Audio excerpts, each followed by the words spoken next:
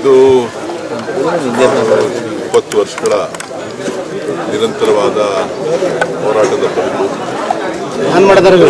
ಈ ಕ್ಷೇತ್ರದವರೆಲ್ಲರೂ ಕೂಡ ಸಾಕಷ್ಟು ಜನ ಬೇರೆ ಬೇರೆ ಕಡೆಯಿಂದಲೂ ಕೂಡ ಈ ಪ್ರಾಧಿಕಾರದಲ್ಲಿ ಹಣವನ್ನು ಹೂಡಿಕೆ ಮಾಡಿದ್ರು.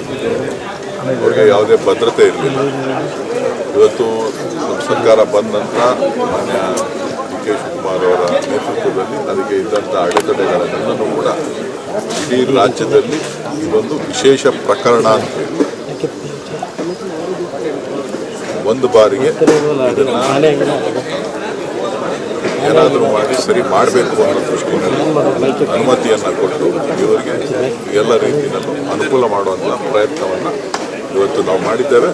ಸುಮಾರು 1900 ಜನ ಯಾರು ನಿವೇಶನದಾರಿದ್ದಾರೆ ಅವರೆಲ್ಲರೂ ಕೂಡ ಹಕ್ಕನ್ನು ನಾವು ಕೊಟ್ಟಿದ್ದೇವೆ. ರಿಜಿಸ್ಟ್ರೇಷನ್ ಕೂಡ ಮಾಡಿಕೊಡ್ತಾ ಇದ್ದೀವಿ.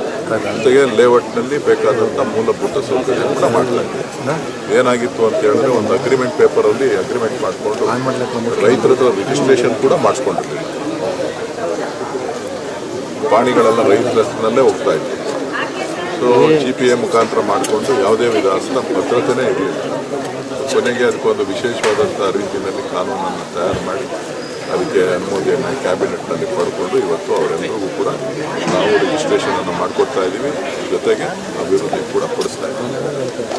ಸರ್, ತಾವು ಗಮನಿಸಿದ್ದೀರಿ ಸರ್, ಟೋಲ್ ವಿಚಾರವಾಗಿ ಸಾರ್ವಜನಿಕ ಗೊಂದಲದಲ್ಲಿದೆ. ಕುಮಾರಸ್ವಾಮಿ ನೋಡಿದ್ರೆ ಟೋಲ್ ಕಟ್ಟಬೇಡಿ ಅನ್ನೋಂಥದ್ದು FIR ಕೂಡ ಆಗಿ ಅನ್ನೋಂಥ ಕೂಡ ಸ್ಟೇಟ್ಮೆಂಟ್ ಕೊಡ್ತೀರಾ ಸರ್? ಎತ್ಕಟ್ಟು ರಾಜಕಾರಣ ಮಾಡೋರ್ನ ಏನು ಮಾಡೋಕ್ಕಾಗತ್ತೆ ರೀ?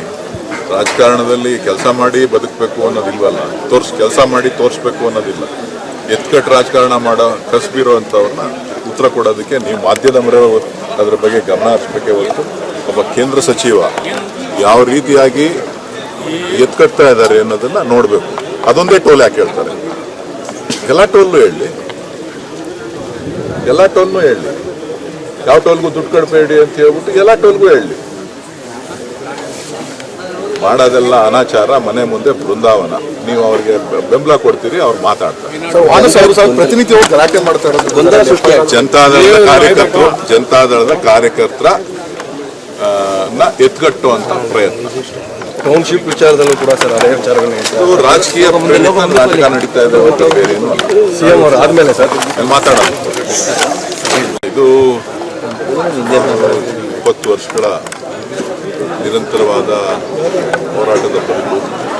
ಈ ಕ್ಷೇತ್ರದವರೆಲ್ಲರೂ ಕೂಡ ಸಾಕಷ್ಟು ಜನ ಬೇರೆ ಬೇರೆ ಕಡೆಯಿಂದಲೂ ಕೂಡ ಈ ಪ್ರಾಧಿಕಾರದಲ್ಲಿ ಹಣವನ್ನು ಹೂಡಿಕೆ ಮಾಡಿದ್ರು. ಅವರಿಗೆ ಯಾವುದೇ ಭದ್ರತೆ ಇರಲಿಲ್ಲ.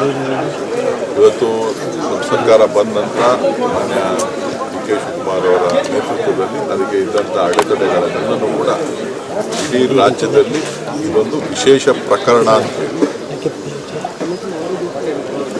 ಒಂದು ಬಾರಿಗೆ ಇದನ್ನು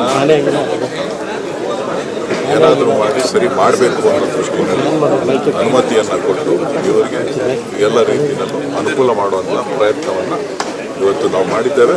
ಸುಮಾರು 1900 ಜನ ಯಾರು